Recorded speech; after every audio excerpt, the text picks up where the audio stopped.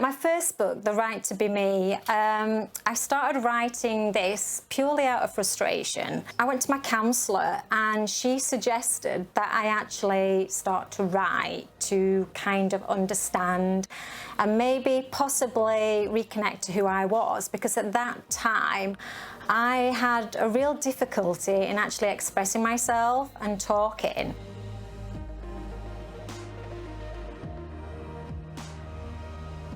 I grew up with domestic abuse. I witnessed my father using a lot of emotional and psychological abuse.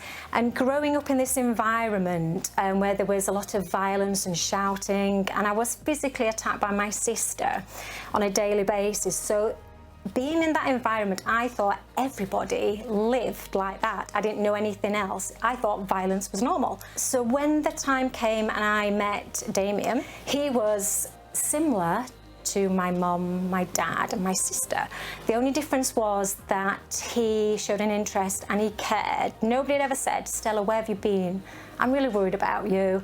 Can you tell me what you've been doing?" And I just thought, oh, finally, I've got what I wanted, to feel love. But what actually happened very slowly over the course of the relationship, which I wasn't aware of, was the emotional and psychological control that was slowly starting to come in throughout the relationship. And he used as well like economic abuse, where he was controlling my finances. And he slowly controlled my sleeping, my eating.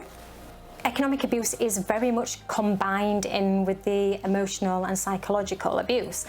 So for that instance where I'm being sleep deprived, I've got no energy, I've got no food, so I'm so hungry all the time. There's no energy to try and keep focus on the amount of money that I'm earning that he's actually taking. And he came up with a different lie that he was in debt through a work problem, so I felt obliged to pay more for the bills.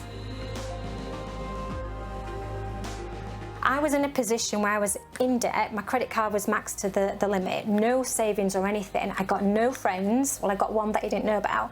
I got no family or anything like that to go to, so where do I go? He had completely isolated me. You can't afford to rent anywhere, go into a hotel, got nothing. And it is a form of abuse because they want to keep you there to prevent you from ever leaving, and that is what economic abuse. And it's not just, it's the impact of it that it's got to go into your future. If you are forever in debt, that is a constant reminder that that power from them, you know, why you can't buy that cup of coffee, because you have that debt that relates to them, and they really want to know and impact your future by having that and by doing that to you.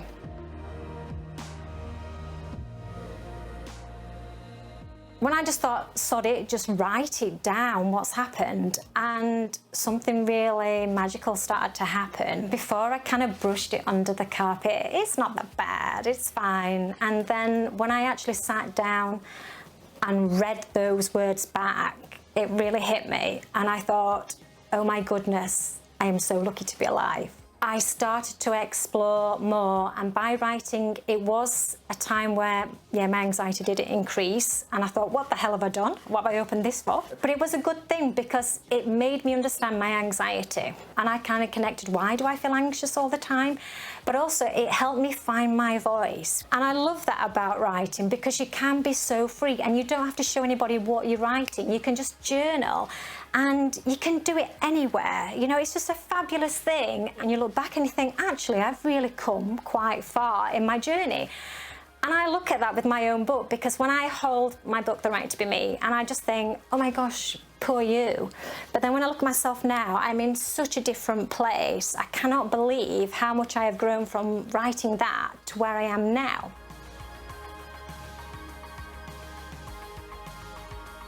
Before I left, I wrote on a piece of paper and I carried it with me, so nobody would ever know. It was on me all the time, and I wrote the word happy. And that's all I've ever aspired to be. I just wanted to experience what it would be like to feel happy. My happy place is just the journey of the self, isn't it? And I think it's just like flying through the sky and being totally free. And I think this just represents me. Coming out of the darkness and into the light, and just showing you my colours and no longer being hidden, and saying, I'm here, world, and I'm not going, and I'm going to shine. Meeting my wife was a really big factor in my happiness. She just encourages me, and the thing is, she's actually grown with me. I'm so different to when we met, but she's grown with me on my journey. It dawned on me one day after a few years of leaving, and I thought this overwhelming joy. And I have never felt that, and I was like, I feel happy, and I can only describe it. It's a bit like Disney. I could like see butterflies, the birds singing, you know, it was like the trees were coming alive, and I felt like I was like Mary Poppins going, wow. And I thought this was just amazing, and I just started to fall back in love with life. Did you draw the covers? Yeah. You did? Yeah. Amazing. And they artwork inside the journal. Wow.